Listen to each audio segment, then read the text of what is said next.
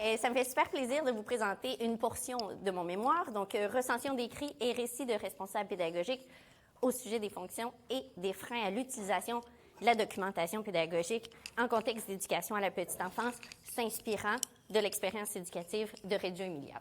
Plan de la présentation, donc je vous présente brièvement, rapidement, mon projet de recherche, mon mémoire. Ensuite, je vous présente une illustration différente du processus de documentation pédagogique. Et puis, on entre dans le cœur du sujet. Donc, les principales fonctions de la documentation pédagogique relevées au fil de mes lectures et des lectures scientifiques et des récits pratiques de praticiens internationaux. Et ensuite, on fait le parallèle avec ce que les participants de mon projet, ont dit comme fonction, et on fait la même chose avec les difficultés liées à s'approprier ce processus-là.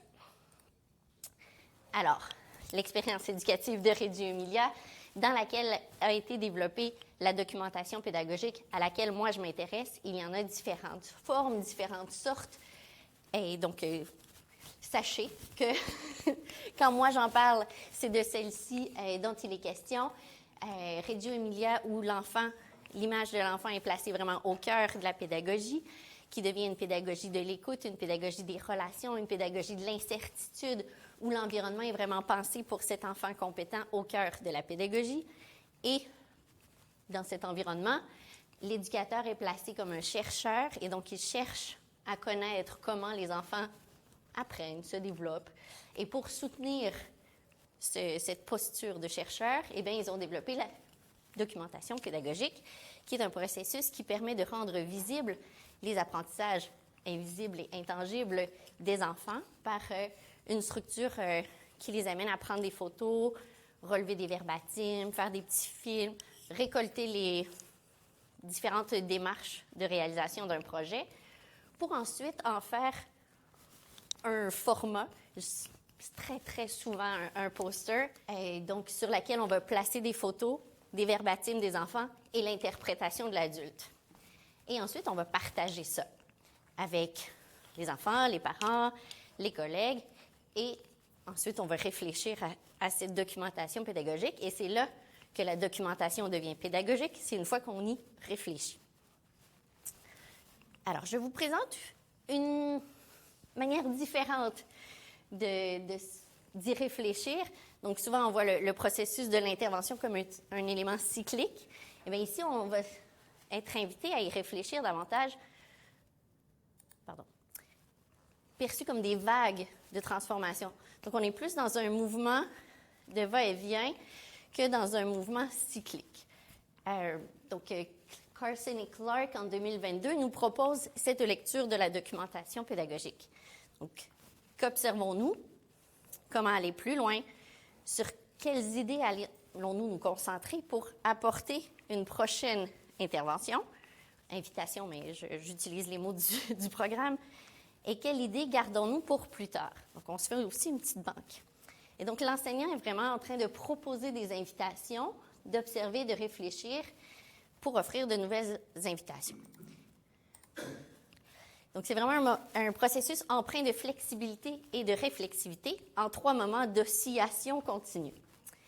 Au cœur de la vie quotidienne, l'observation, la documentation, l'interprétation, des explorations des enfants. Ce processus se déroule donc comme des vagues avec des mouvements dépendants les uns des autres, ancrés dans les mêmes environnements, des processus d'apprentissage différents, entrelacés et profondément connectés. Donc, je vous invite à garder toute cette poésie en vous.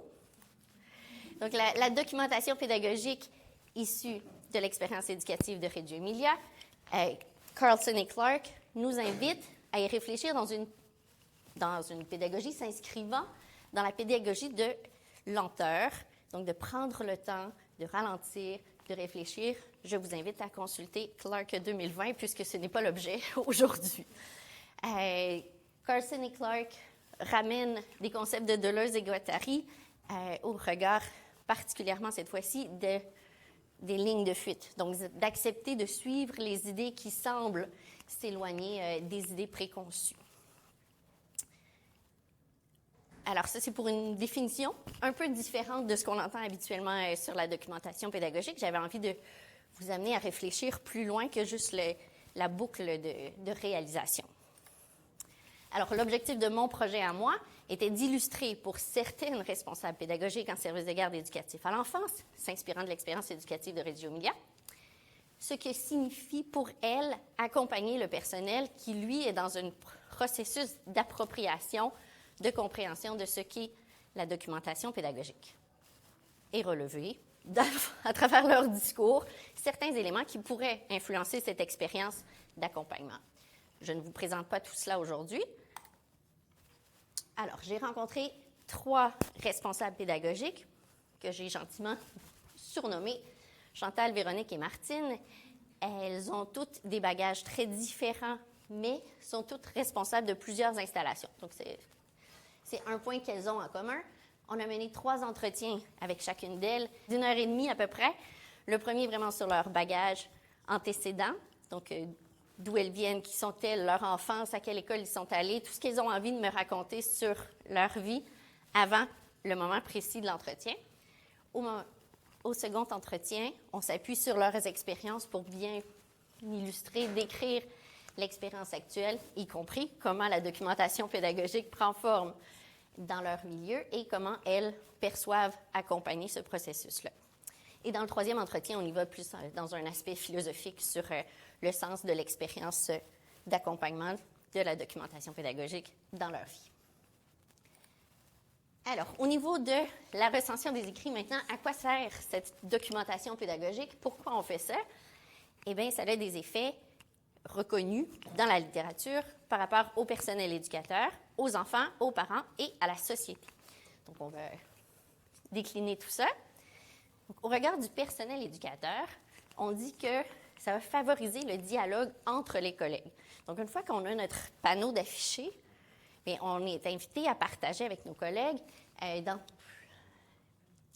Dans plusieurs classes, on fonctionne avec 2 éducateurs. Donc, forcément, on a cette proximité-là pour favoriser les échanges sur la documentation produite. Ça va aussi soutenir la planification. Donc, un peu comme je vous le décrivais tout à l'heure dans mes petites vagues, une fois qu'on a documenté une situation, bien, on a des idées, ou même les enfants ont des idées pour nous amener plus loin, proposer d'autres types d'activités.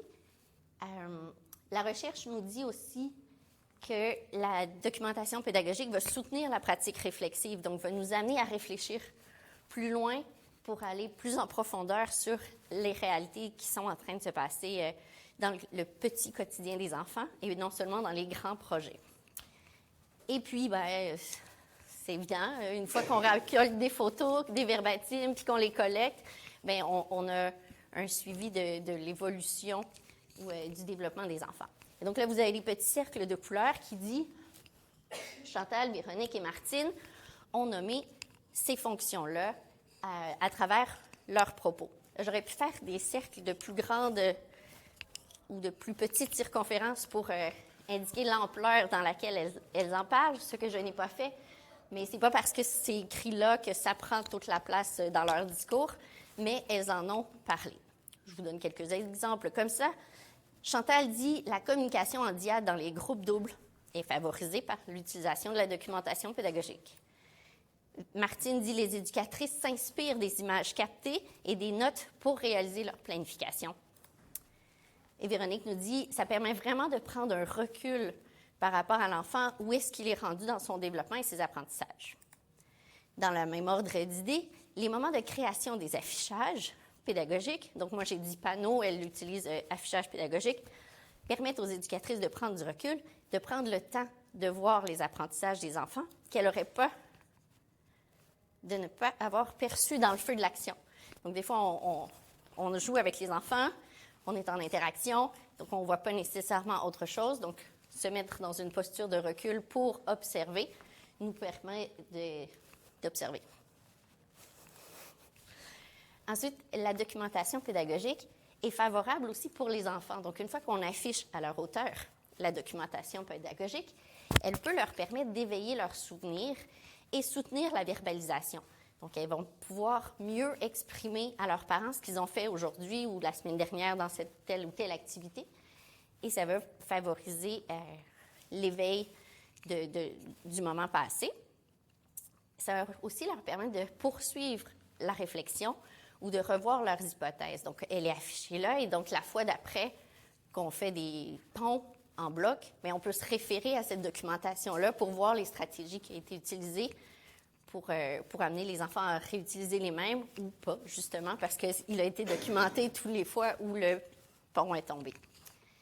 Et puis, la littérature nous dit, et mes participantes aussi, soulignent vraiment l'impact sur l'estime de soi des enfants en prenant le temps de les écouter, de prendre du recul, de prendre des photos, d'écrire ce qu'ils nous disent, de les afficher, mais on leur montre que ce qu'ils font, ce qu'ils disent est vraiment important. Je vous donne quelques exemples de mes participantes.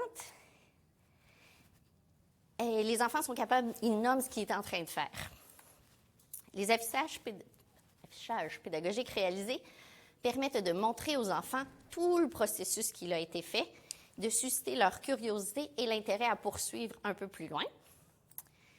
Et Chantal, elle nous dit, en exposant le travail des enfants, nous leur communiquons que ce qu'ils font est d'une grande valeur. Ils développent ainsi un sentiment de compétence et de confiance en soi. Et donc, d'utiliser ce même panneau pédagogique et le partager est aussi bénéfique pour les parents qui développent des habitudes de voir ces trucs-là et de favoriser les dialogues avec le personnel éducateur. Donc, ils vont questionner l'éducatrice sur qu'est-ce qui s'est passé là. Ils vont échanger avec l'éducatrice. « Ah, t'as-tu vu, je ne savais pas qu'il était capable de faire telle chose, ou chez moi, il fait telle chose d'une manière différente. » Il va pouvoir discuter avec son enfant. Donc, en ayant conscience de ce qui s'est passé, d'expériences vécues, bien, il peut faire le suivi aussi avec son enfant à d'autres moments. « Ah, mais c'est comme quand tu as joué avec les blocs au CPE, par exemple. » La littérature parle beaucoup quand même de favoriser le dialogue avec les autres parents, donc dans les couloirs, dans les échanges. On s'entend qu'on est dans une pédagogie des relations où ça prend tout un village pour élever un enfant. Et donc, c'est un peu normal que ça ressorte beaucoup dans la littérature. Et ce n'est pas ressorti dans l'explication de mes 3 participantes. Ce n'est pas quelque chose qui est... Pas qui est valorisé, mais ce n'est pas quelque chose qui a été observé, que ça soulevait les dialogues entre les parents.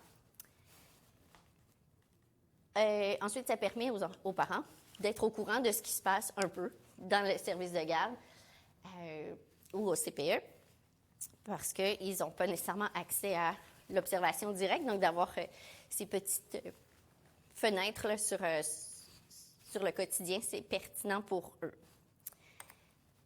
Les éducatrices entretiennent une communication quotidienne avec les parents en établissant des liens étroits avec tout ce qui est véhiculé par image. Donc, ça vient appuyer le dialogue. Les parents vont pouvoir dialoguer avec leurs enfants. Ils vont pouvoir voir tout le processus cognitif qu'il y a derrière le plaisir des enfants. C'est qu'on n'est pas que du gardiennage ici, qu'elle nous précise. Donc, jouer, rendre visibles les apprentissages permet, entre autres, ceci. Le parent est super content de voir que son enfant est bien dans son environnement. C'est rassurant aussi pour le parent là, de voir qu'il se fait des amis, qu'il joue, qu'il trouve des façons, des résolutions de problèmes. Voilà. C'est pertinent aussi pour les parents. Et éventuellement, ça peut être un outil pour valoriser les enfants et faire valoir leurs droits envers la société. Donc, de promouvoir les enfants par des documentations pédagogiques, de leur montrer à tous les gens, vous savez, les enfants, ils sont compétents, ils sont capables de grandes choses. Voici un projet qu'on a fait. Donc, ça valorise comme ça. Dans le cadre de mes rencontres, il n'y a qu'une fois où une documentation pédagogique a été partagée sur Facebook. Mais donc, il y a quand même cet esprit-là de vouloir partager en dehors des murs du service. Et si on fait le même exercice au niveau des difficultés, donc on a ce que j'ai rapatrié comme des résistances au changement, des difficultés liées aux ressources et des difficultés liées aux habiletés. Donc, ça, c'est mes appellations. Donc, il y a des résistances au changement. Quand on apporte un changement et qu'on veut une nouvelle pratique, s'approprier un processus, eh bien, il y a des gens pour que ça inquiète, qui ne veulent pas nécessairement changer ou qui ont... c'est pas nécessairement peur, mais c'est la crainte de ce changement et de ce que ça va impliquer, particulièrement au niveau de l'engagement. Donc, c'est un processus engageant qui requiert beaucoup de réflexion et donc, des fois, on a des résistances à vouloir s'impliquer autant.